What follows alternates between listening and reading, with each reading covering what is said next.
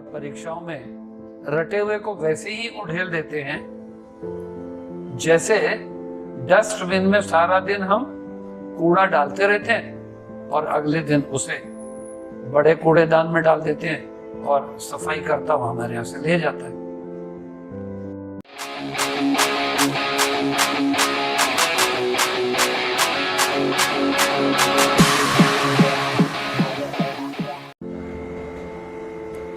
प्रिय देशवासियों और विश्वव्यापी सामाजिक प्राणियों, भारत की एक परंपरा रही है कि शिक्षा को गुरुकुल के माध्यम से दिया जाए, यानी कि हमारे यहाँ यह प्रायः चर्चा होती रही है कि शिक्षा कौन सी अच्छी होती है, शिक्षा कब अच्छी होती है। तो भारतीय संस्कृति में, भारतीय सभ्यता में हमने जीवन को 4 खंडों में बांटा था। उस समय हमारी उम्र 100 साल की कैलकुलेट की जाती थी, यद्यपि लोग 300 और 400 साल तक भी जी सकते थे और आज भी जी सकते हैं। आपको मालूम है कि हमारे लीवर और लंग्स की जो कैपेसिटी है वो काम करने की 400 साल तक भी होती है, बशर्ते कि हम नियंत्रित हों और स्वस्थ हों। स्वस्थ रहने के लिए आवश्यकता है ब्रह्मचर्य की और 25 साल तक भौतिक नियंत्रण की, सांसारिक नियंत्रण की, इच्छाओं पर नियंत्रण की, कामनाओं पर नियंत्रण की। 25 साल तक हम ब्रह्मचर्य कहते हैं, 50 साल तक को हम गृहस्थ्य मानते हैं, 75 साल तक को हम वानप्रस्थ मानते हैं और फिर उसके बाद संन्यास। विद्वानों ने सत्य और अहिंसा की प्राप्ति के लिए पहले 25 साल अर्थात 25 सालों की इस व्यवस्था को, जिसे ब्रह्मचर्य कहा है, विद्यार्थी जीवन कहा है, अनुभव किया था और करते आज भी आए हैं। मुझे भी लगता है कि हमें गृहस्थ जीवन में इससे पहले प्रवेश नहीं करना चाहिए। इस समय तक हमें अपना शारीरिक गठन, आध्यात्मिक विकास, बौद्धिक प्रगति करनी चाहिए। विद्वानों का विश्वास रहा है कि विद्यार्थी जीवन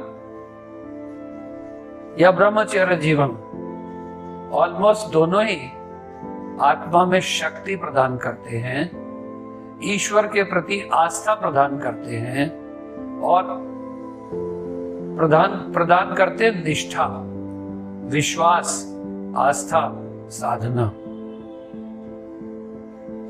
आपको मालूम है कि गांधी जी का जो शरीर अगर आप देखेंगे तो वो कितने दुबले पतले थे। इवन अगर जुबान को पकड़ेंगे तो उनकी जुबान में वो स्टैमरिंग थी या बैबलिंग थी, लेकिन कुछ था। लेकिन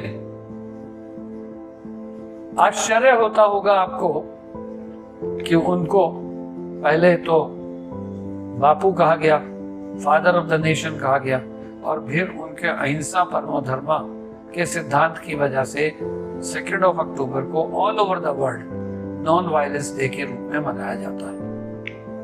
ऐसा क्यों? स्पष्ट है कि उनमें दैवी शक्ति का जो विकास हुआ वो 25 साल से पहले साधना के परिणाम स्वरूप हुआ। इसलिए हमारे जीवन में पहले माता पिता विद्यार्थियों को छात्रावासों में भेज देते थे, जैसे संदीपनी आश्रम आपने पढ़ा होगा, अनेक गुरुकुलों की बात पढ़ी होगी। आज भी हमने प्रयत्न और प्रयास किया है कि आपके बच्चों को सैनिक शिक्षा के माध्यम से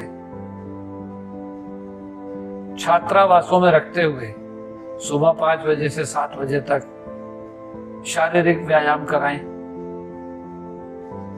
7 बजे के बाद 9 बजे से 1 बजे तक अध्ययन कराएं, ज्ञान बढ़ाएं, बुद्धि का विकास करें, शिक्षित करें।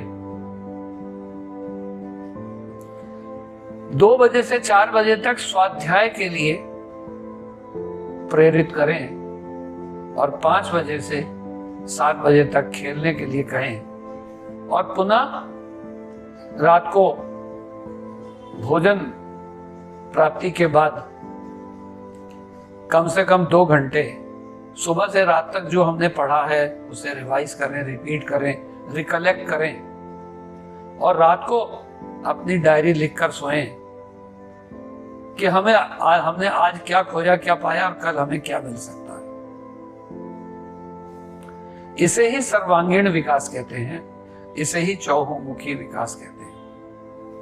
आजकल भौतिकता के इस युग में, आजकल इलेक्ट्रॉनिक मीडिया के इस युग में हम सभी व्हाट्सएप और टीवी के इतने ज्यादा भोगी हो गए हैं कि हमने अपने जीवन को, अपने लक्ष्य को एक तरफ रख दिया है और मस्तिष्क का विकास करने के लिए जो ज्ञान, ध्यान, भक्ति, कर्म करने की आवश्यकता थी उसे सेकंड स्टेप पर रख दिया। हम गुरुजनों के संपर्क में नहीं आते, हम उनसे चर्चा नहीं करते, हम उनसे बहस नहीं करते, हम उनसे संवाद नहीं करते, केवल और केवल सुनते हैं या रटते हैं और परीक्षाओं में रटे हुए को वैसे ही उड़ेल देते हैं जैसे डस्टबिन में सारा दिन हम कूड़ा डालते रहते हैं और अगले दिन उसे बड़े कूड़ेदान में डाल देते हैं और सफाई करता हुआ हमारे यहां से ले जाता है। आवश्यकता है कि हम इस परीक्षा पद्धति को जो हमें मिली है, मैकाले ने जो अंग्रेजों ने हमें दी थी, उससे आज हम अलग तो नहीं हो सकते, लेकिन वही सब कुछ है ऐसा नहीं। जैसा महाभारत में, जैसे रामायण में योग्यताओं को ग्रहण कराने के लिए विद्यार्थियों में, नाना प्रकार के युवाओं में, छात्रों में, शिष्यों में गुण विकसित किए जाते थे, ऐसे आज भी आवश्यकता है कि हम घर से दूर रहकर और ब्रह्मचर्य का पालन करके, वासनाओं से मुक्त रहकर विधि पूर्वक प्रयत्न करें अपने बौद्धिक और आध्यात्मिक विकास के लिए।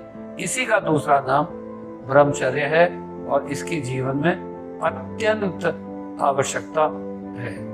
ब्रह्मचर्य की महिमा भारतीय इतिहास में सभी जगह बताई गई है, इसलिए इसके व्यापक अर्थ को समझने के लिए साक्षात गुरुजनों के साथ संपर्क करना ही लाभकर हो सकता है। इस तरह से समझिए कि आपके बच्चे, या यदि आप स्वयं बच्चे हैं, तो जीवन को आनंदमय बनाने के लिए, उपयोगी बनाने के लिए अपने पहले 25 वर्षों में से एक क्षण भी बर्बाद नहीं होने दीजिए।